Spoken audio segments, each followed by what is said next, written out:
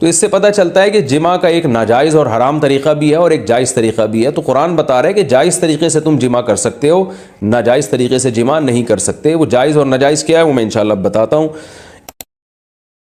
حالت حیض میں خواتین سے متعلق بہت ساری بے اعتدالیاں دنیا کے ہر مذہب میں رہی ہیں. یہودی کیا کرتے تھے کہ حالت حیض میں عورت سے بالکل کنارہ کشی اختیار کر لیا کرتے تھے, اس کے قریب بھی نہ جانا, اور کھانا پینا بھی الگ اور جھوٹا بھی الگ. تو بعض مذاہب میں کوئی فرق ہی نہیں تھا کہ حالت حیض اور پاکی کی ایام میں.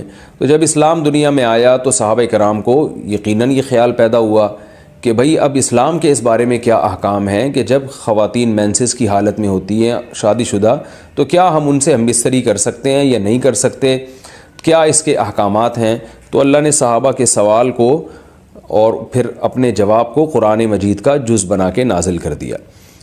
وَيَسْأَلُونَكَ, اور یہ لوگ آپ سے سوال کرتے ہیں, عَنِ الْمَحِيضِ, حیض کے بارے میں. تو حیض کے بارے میں سوال نہیں تھا, اصل میں سوال یہ تھا کہ حالت حیض میں زوجہ سے ہم بستری جائز ہے یا نہیں ہے. تو قرآن نے اس کی طرف اشارہ کر دیا.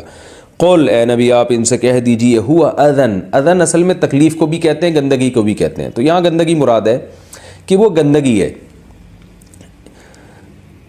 فَاعْتَزِلُوا النِّسَاءَ, لہذا عورتوں سے دور رہو, فی المحیض, حالت حیض میں. وَلَا تَقْرَبُوهُنَّ, اور ان کے قریب مت جاؤ, حَتَّى يَطْهُرْنَ, جب تک کہ یہ پاک نہ ہو جائیں. تو اس میں قرآن مجید نے جو لفظی ترجمہ ہے وہ قرآن کی آیتوں کا یہی ہے کہ ان سے کنارہ کشی اختیار کر لو. لیکن احادیث سے ہمیں پتہ چلتا ہے کہ یہاں کنارہ کشی اختیار کرنا یہ کنایہ ہے ہم بستری کرنے سے, یعنی ان سے ہم بستری کرنا تمہارے لیے جائز نہیں ہے. کنارہ کشی سے وہ جو یہودی کر لیا کرتے تھے وہ مراد نہیں ہے یہاں پہ, اور اس کی تفصیل احادیث میں. تو قرآن نے چونکہ صاف لفظوں میں جمع کا ہم بستری کا ذکر نہیں کیا تو صرف کنایوں سے کام لیا ہے قرآن مجید نے.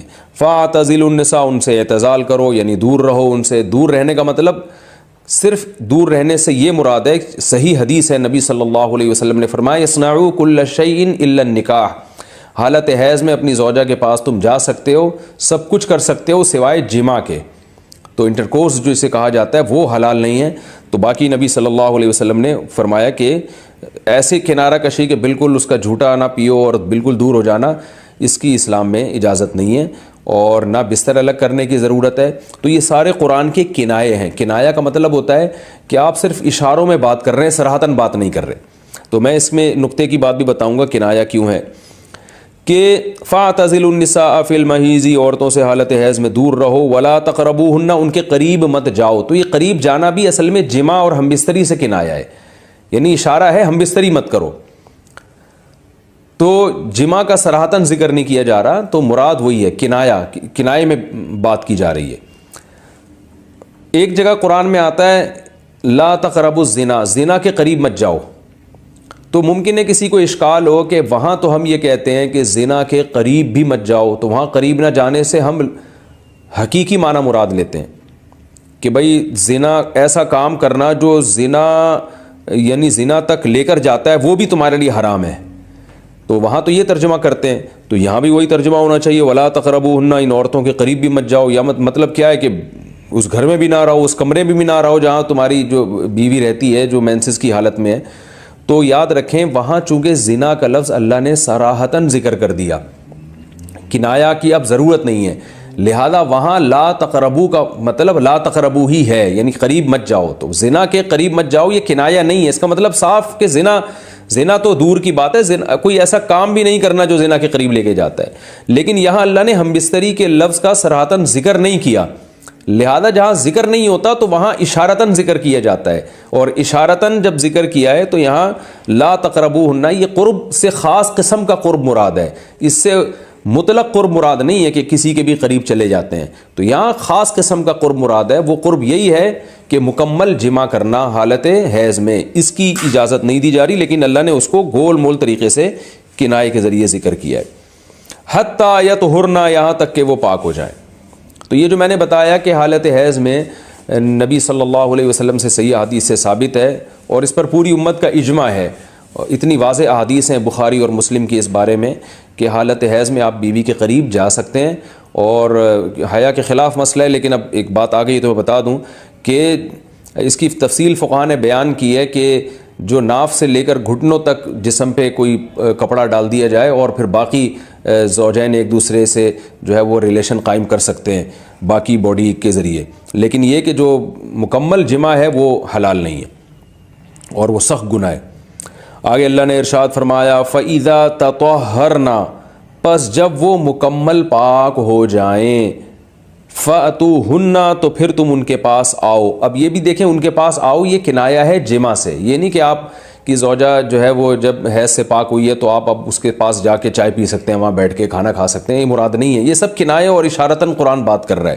فَأْتُوهُنَّ، تو ان کے پاس آؤ، یعنی مطلب ان سے تم جمع کر سکتے ہو، جمع کرو ان سے، من حیث امرکم اللہ، ایسے جیسے اللہ نے حکم دیا ہے۔ تو اس سے پتہ چلتا ہے کہ جمع کا ایک ناجائز اور حرام طریقہ بھی ہے اور ایک جائز طریقہ بھی ہے۔ تو قرآن بتا رہا ہے کہ جائز طریقے سے تم جمع کر سکتے ہو، ناجائز طریقے سے جمع نہیں کر سکتے۔ وہ جائز اور ناجائز کیا ہے وہ میں انشاءاللہ بتاتا ہوں۔ ان اللہ، بے شک اللہ تعالیٰ، یحب التوابین، توبہ کرنے والوں سے بھی محبت کرتا ہے، ویحب المتطہرین، اور تطہر جو ہے نا یاد رکھیں، دیکھیں یہاں دو لفظ استعمال ہوئے ہیں، ایک استعمال ہوا ہے طہورا یطہرو حتی یطہرنا، اس کا مطلب ہوتا ہے پاک ہو جانا، اور ایک ہوتا ہے تطہرنا، باب تکلف ہے، یعنی تھوڑا تکلف سے پاک ہونا، اہتمام کر کے۔ ایک پاک تو یہ ہے کہ بس چلو بھی پاک ہو گئے، ایک ہے کہ بہت یعنی پاک صاف رہنے کی بڑی کوشش کرنا۔ تو جو صفائی پسند لوگ ہوتے ہیں نا، وہ جب تک صفائی کا خبط ان کے اوپر سوار نہیں ہو جاتا اور تکلف نہیں کرتے اس وقت تک پاک صاف وہ رہتے نہیں ہیں۔ تو اس لیے اللہ تعالیٰ نے تکلف کے ساتھ طہارت کا حکم دیا۔ تو اسی وجہ سے بہت سے علماء کہتے ہیں کہ اس سے حالت حیض کے بعد غسل کرنا مراد ہے، کہ اگر عورت کے 10 دن سے پہلے حیض آنا ختم ہو جائے تو عورت پر پھر واجب ہو جاتا ہے کہ وہ باقاعدہ غسل کر کے اپنے آپ کو پاک صاف کرے۔ تو یہی مراد ہے اس سے۔ اللہ نے فرمایا فَإِذَا تَطَهَّرْنَا، جب وہ مکمل پاک ہو جائیں، فَأْتُوهُنَّ مِنْ حَيْثُ أَمَرَكُمُ اللَّهُ، تو پھر اس طرح آؤ ان کے پاس جیسے اللہ نے حکم دیا۔ بے شک اللہ تعالیٰ محبت کرتا ہے توابین، توبہ کرنے والوں سے، وَيُحِبُّ الْمُتَطَهِّرِينَ، اور خوب تکلف کے ساتھ پاک صاف رہنے والوں سے۔ تو توبہ اور تطہر کا تذکرہ کیا۔ توبہ روحانی طہارت کو کہتے ہیں اور جو تطہر ہے وہ جسمانی طہارت کو کہتے ہیں، یعنی اسلام یہ چاہتا ہے کہ آپ روحانی طور پہ بھی پاک صاف رہیں اور جسمانی طور پہ بھی۔ روحانی پاکی کیا ہے کہ اگر آپ سے کوئی گناہ ہو جاتا ہے تو رو دھو کے اللہ کو منا کے راضی کر لیں تاکہ دل جو گندا ہوا ہے وہ بھی صحیح ہو جائے، اور جسمانی پاکی یہی ہے کہ جسم پہ کوئی گندگی لگی ہے تو وہ پاک ہو جائے۔ تو اس میں اللہ نے حالت حیض میں عورت کو بھی حکم دیا کہ وہ بھی نہا دھو کے پاک ہو جائے جب حیض سے پاک ہوتی ہے، اور مرد کو بھی حکم دیا کہ حالت